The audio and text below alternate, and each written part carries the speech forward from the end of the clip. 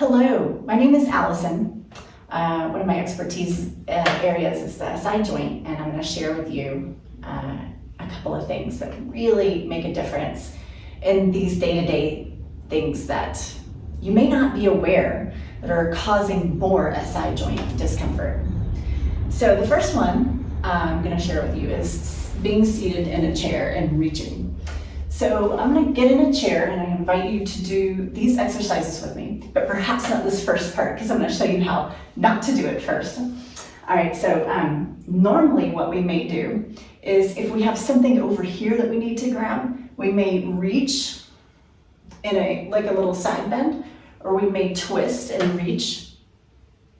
And that puts an immense amount of pressure on the sacroiliac joint. So for example, if I'm going this way, you might be able to see or imagine, I'm turning to the back a little bit, that you might be able to imagine that I'm putting an immense amount of pressure here on these ligaments on this side of the sacroiliac joint. And that these ligaments over here are being stretched, and then not only that, but they're trying to hold my torso up, right? So I've got an immense amount of pressure here, just trying to hold things together.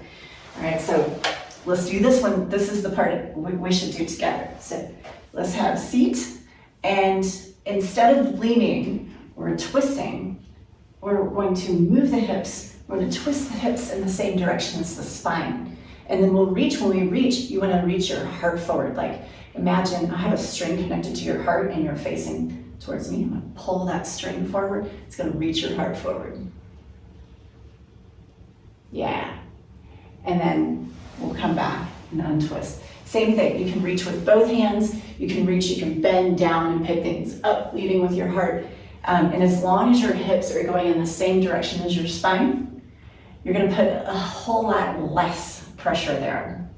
So, and that's what we're going for, right? We're gonna make ourselves comfortable. So let's do that one more time. You might do it to the other side, but I'm gonna face you guys. So my hips and my spine go in the same direction. And then I can twist and reach for whatever I need here without putting that immense amount of pressure on the sacroiliac joint. And that's going to lead me to my second piece of information for you today.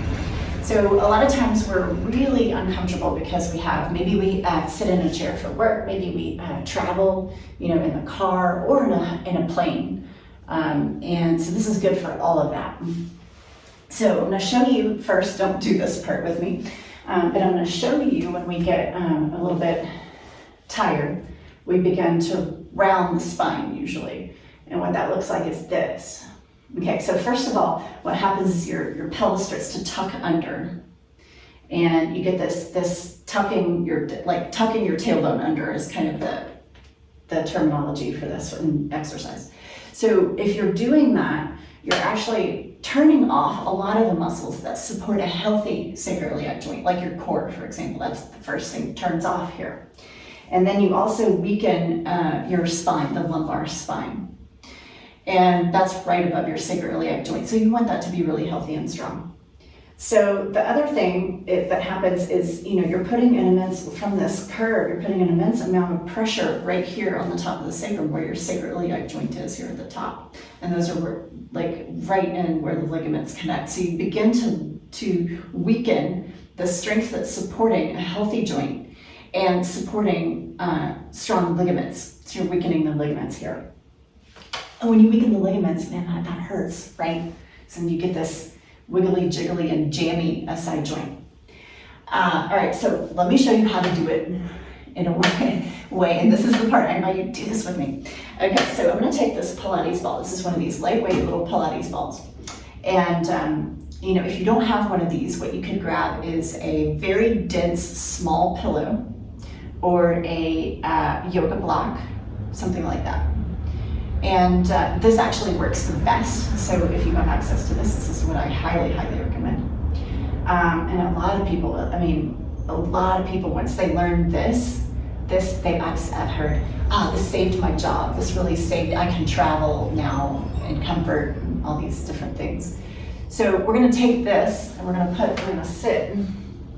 Most of you are gonna wanna put it down here behind your lumbar curve because there's lumbar pillows, right? These are the common things, lumbar pillows and those seated cushion things.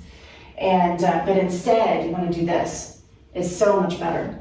So I'm speaking from experience, y'all, by the way. So I'm lifting up. This is actually having me lift up. So I'm not putting all this immense amount of pressure back here in the sacroiliac area.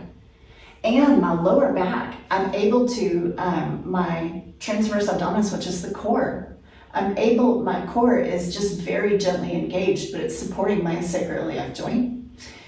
And also I can support a healthy, natural lumbar curve. And so this lifts me up. I have almost no effort to sit here, no effort, right? This would normally probably be effort for you to sit here straight with a straight spine, but it's little effort. So, all right, I'm gonna recap. First instruction, always twist your hips in the same direction as your spine. Okay, and number 2, Pilates ball behind the heart to help you lift up tall with your head or your hips and not a ton of effort, so that you can rest in this position and put less pressure on your SI joint throughout the day. Try these out and feel free to let us know how's it go.